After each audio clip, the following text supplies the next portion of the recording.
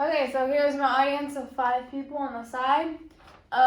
So imagine that the closest person to you, the one you love the most, was actually just now murdered. Your first thought would be, I want them dead as well. So you would have to go through the process of going through court, bringing up your case, and later on they would go through a death row sentence where they're later on executed. I'm about to tell you guys why death row and death penalty should actually be abolished.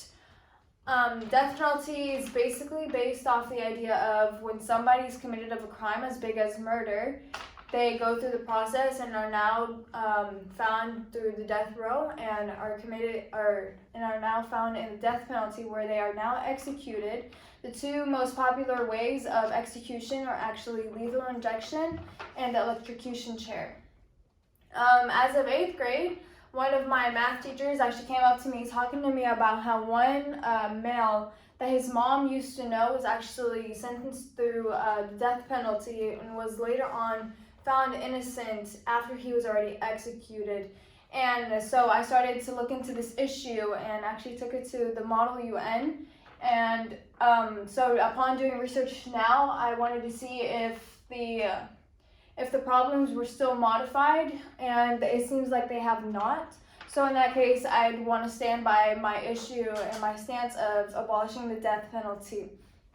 So right now we're going to start looking into the problems of the death penalty and later on look to the alternative of a death penalty.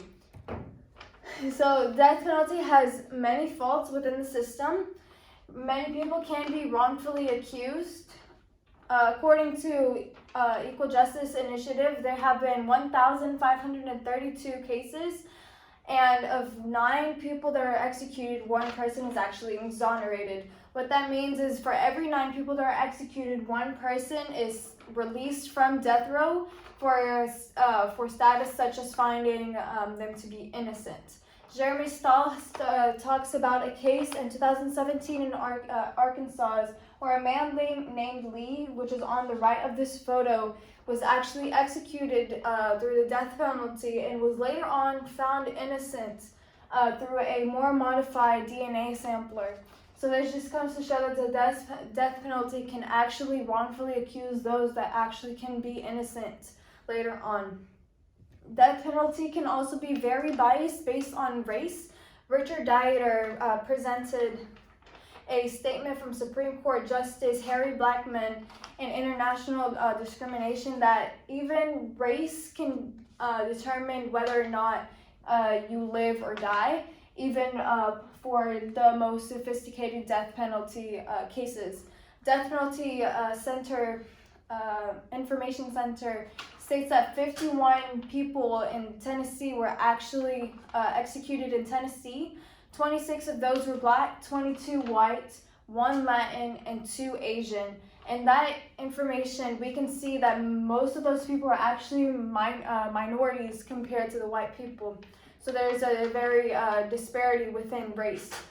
In this chart, we can see that more people that actually kill white people are actually sentenced to the death penalty. So this also shows, so that comes back to the idea that the death penalty is very biased based on race.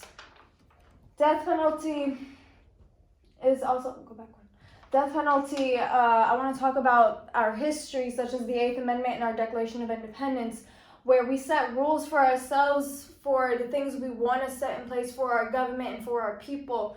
We have the 8th Amendment where we state that we do not want cruel and unusual punishment. However, the death penalty is where you actually kill somebody and take away a life, which is also part of our Declaration of Independence that states that everybody has a right to life, liberty, and happiness. So basically what Amnesty International states that, like, basically, who are we to take away a life? We say that we cannot condemn killing, but we ourselves do the killing. So another point is that the death penalty is actually under the Bible Belt, and what that means is that it's pretty much not ethical, especially within the state of Tennessee. That goes back to the idea of who are we to take back a life when, like, that life is not our own in the first place. Next.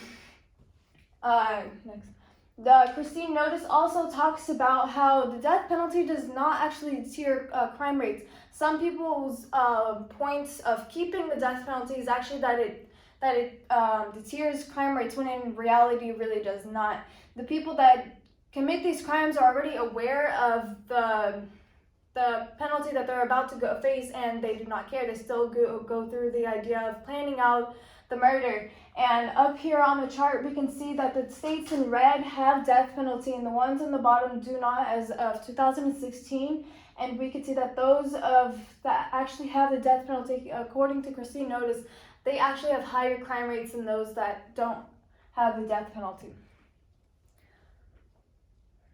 ACLU states that, so an alternative would be that,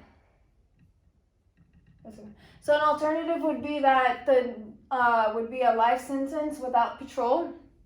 ACLU of Washington states that this gives us an opportunity for mistakes to arise, such as the case of Lee that I stated earlier on. This would give us the opportunity for mistakes to rise up.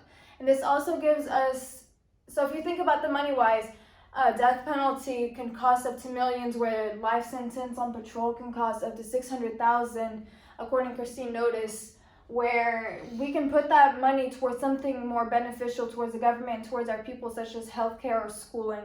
So right now I have talked to you guys about the death penalty and the problems, such as people being wrongfully accused. It's biased based on race. It's against our Declaration of Independence and 8th Amendment. It's not very ethical, and it's actually not deterring crime rates. And our solution to that would be the life sentence without parole.